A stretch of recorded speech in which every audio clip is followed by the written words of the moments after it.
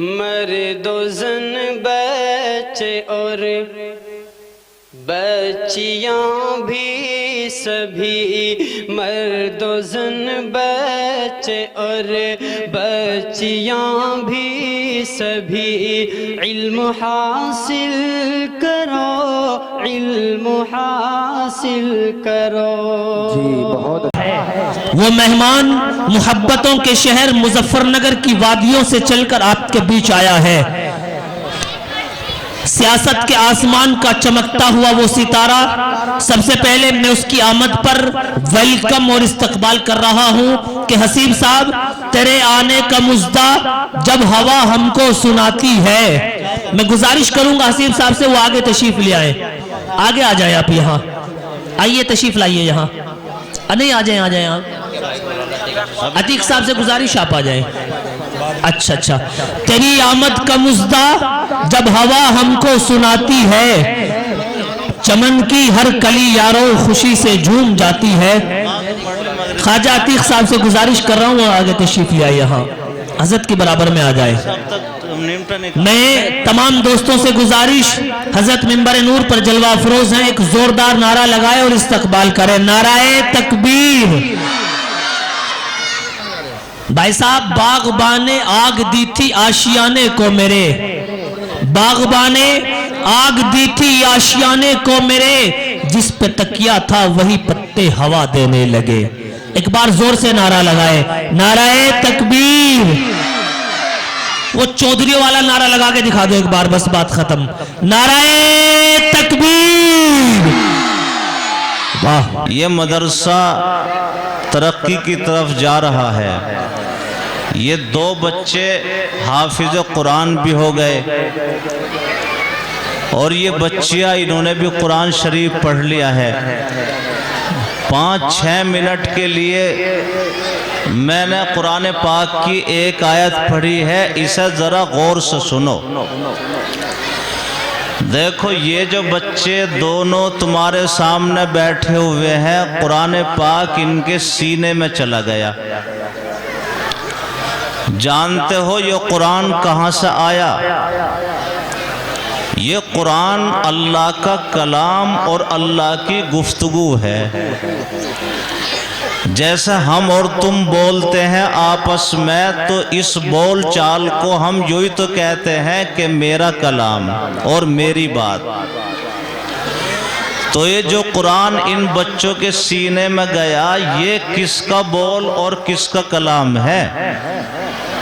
یہ کسی جن کا بھی نہیں ہے، فرشتے کا بھی نہیں ہے، بلکہ یہ کلام جو ان کے سینے میں گیا، یہ اللہ کے اندر سے نکلا ہوا کلام ہے۔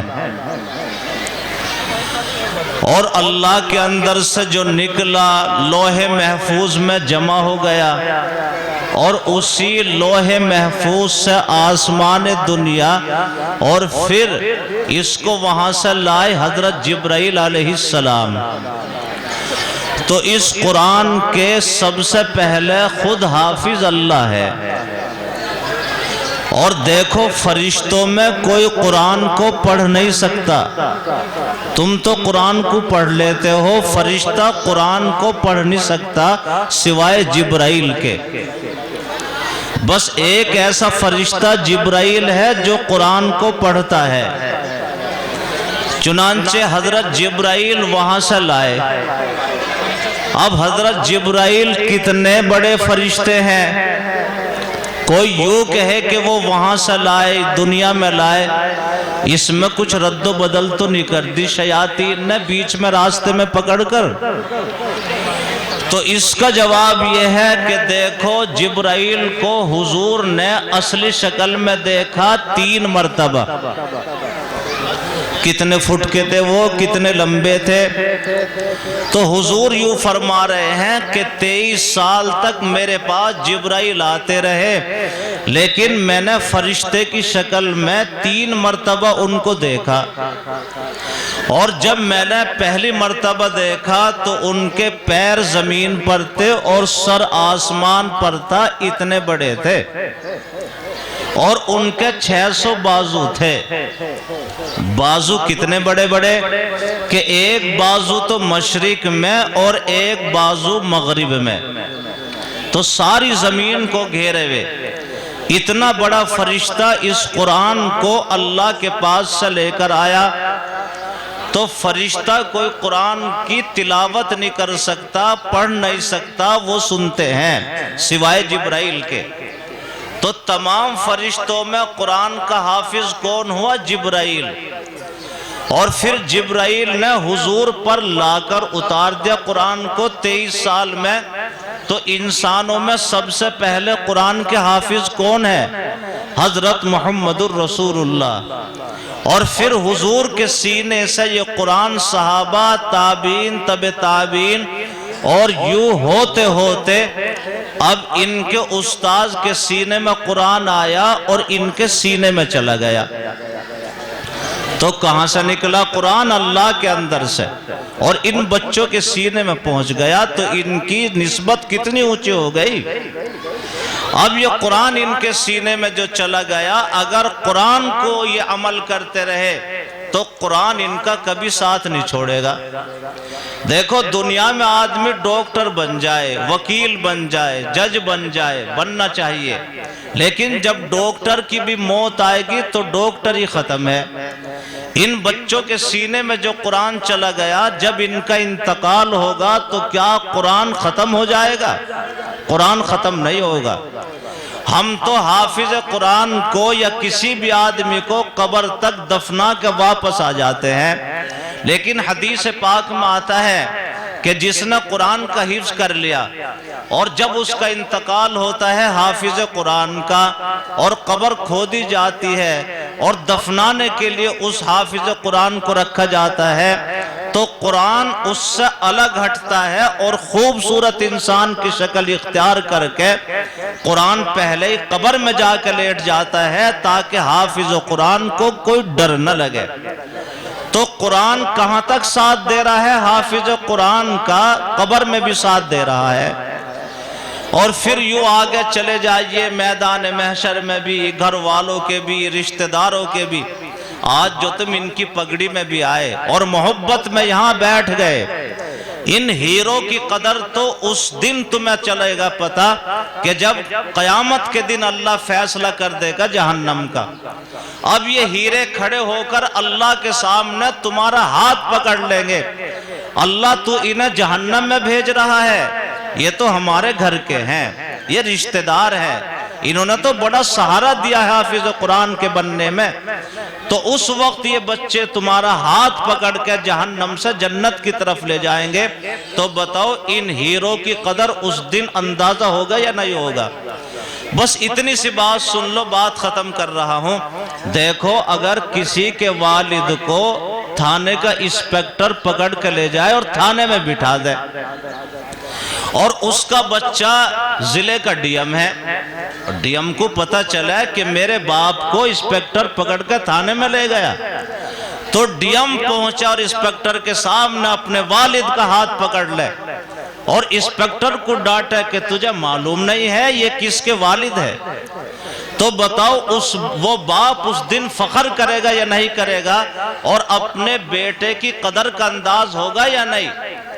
تو اس دن جب قیامت کے دن فیصلہ لکھا جا رہا ہوگا جہنم کا، یہ ہیرے کھڑے ہو جائیں گے اور یہ حافظ قرآن اور یہ علماء اور یہ گٹا پکڑ کے اٹھا لیں گے کہ اللہ انہیں کہاں بھیج رہے ہو، ہماری سفارش سے جنت میں بھیج دو. تو ان ہیروں کی قدر کا اس دن اندازہ ہوگا یا نہیں ہوگا؟ اس لیے میرے بھائیوں اور بزرگوں، اللہ نے سب سے بڑی دولت ان کے سینے میں عطا فرما دی. اسی نسبت سے یہ تمہارا جلسہ ہو رہا ہے. ایک بات اور عرض کر دوں، دیکھو خوب کان کھول کے سن لینا. پوری زندگی یہ ارادہ کر لو کہ ہمیں کسی حافظ قرآن، کسی عالم، کسی امام کی مخالفت نہیں کرنی ہے. اگر تم نے یہ طے کر لیا انشاءاللہ کام آئے گا. اور اگر تم نے ان کا تعاون کیا، بس ایک حدیث سنا رہا ہوں، قیامت کے دن اللہ تعالیٰ فیصلہ کر دے گا جہنم کا اور اس کا جنت کا، دو لائن لگے گی، ایک جنت کی ایک جہنم کی۔ جہنم کی لائن میں ایک آدمی چلا جا رہا ہے اور جنت کی لائن میں ایک حافظ قرآن بھی لگا ہوا ہے، عالم دین بھی لگا ہوا ہے۔ یہ جہنم کی لائن سے یہ آدمی نکلے گا اور اس حافظ قرآن اور عالم دین کا گٹا پکڑ لے گا جو جنت کی لائن میں لگا ہوا ہے۔ اللہ اس منظر کو دیکھے گا اور دونوں کو بلائے گا اور اس جہنمی کو ڈانٹے گا کہ بھئی تو جہنم میں جا رہا ہے اور میرا یہ حافظ قرآن عالم دین جنت میں، تو نے اس کا گٹا کیوں پکڑ لیا، تو اس سے کیوں لڑ رہا ہے؟ تو وہ کھڑا ہو کر یوں کہے گا اللہ کے دربار میں کہ اے اللہ، میں تو حافظ قرآن نہیں تھا، عام آدمی تھا، لیکن جو میرے یہاں حافظ قرآن اور عالم دین تھے، میں تو میں نے ٹھنڈا پانی بھی پلایا ہے، کھانا بھی کھلایا ہے اور ان کا ہر موقع پر تعاون کیا ہے، کبھی مخالفت تک نہیں کی ہے، بڑے احسان ہے اس پر میرے۔ اللہ پوچھے گا اس حافظ قرآن اور عالم دین سے کہ کیا ایسا ہی ہے جیسے یہ کہہ رہا ہے؟ اللہ کو معلوم ہے، وہ کہے گا کہ اللہ ہاں ایسا ہی ہے، اس کے بڑے احسان ہیں میرے پر، اس نے کبھی میری مخالفت نہیں کی ہے، میرا تعاون کیا ہے۔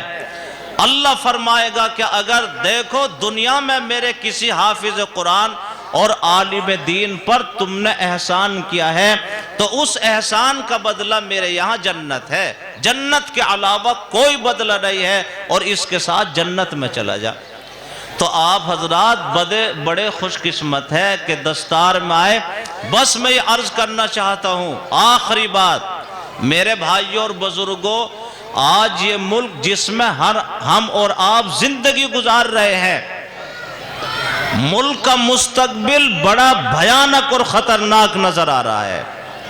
آنے والا یہ ملک جس رخ کی طرف جا رہا ہے اور جس سمت کی طرف ملک جا رہا ہے اور جن لوگوں کے ہاتھ میں اس ملک کی زمام اور ڈور ہے، یاد رکھنا مستقبل بھیانک اور خطرناک نظر آ رہا ہے، اور ساری فرقہ پرست طاقتیں اس وقت ایک پلیٹ فارم پر جمع ہو چکی ہے، اور انہیں معلوم ہے کہ جب تک اس ملک میں یہ مدرسے رہیں گے مسلمانوں کی نسلیں اس وقت تک مسلمان رہے گی۔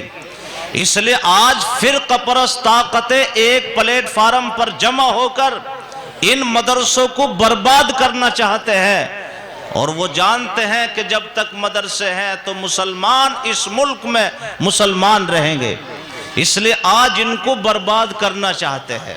میں آپ حضرات سے اپیل اور گزارش کرنا چاہتا ہوں، اپنے اختلافات کو ختم کر دیجئے، گلے شکوے ختم کر دیجئے۔ آج ان مدرسوں کو مدرسہ باقی رکھنا ہی اس ملک میں بڑا دشوار ہو رہا ہے۔ ساری فرقہ پرست طاقتیں ایک پلیٹ فارم پر متحد ہو چکی ہے اور باقاعدہ ان کو اجاڑنا اور برباد کرنا چاہتی ہے۔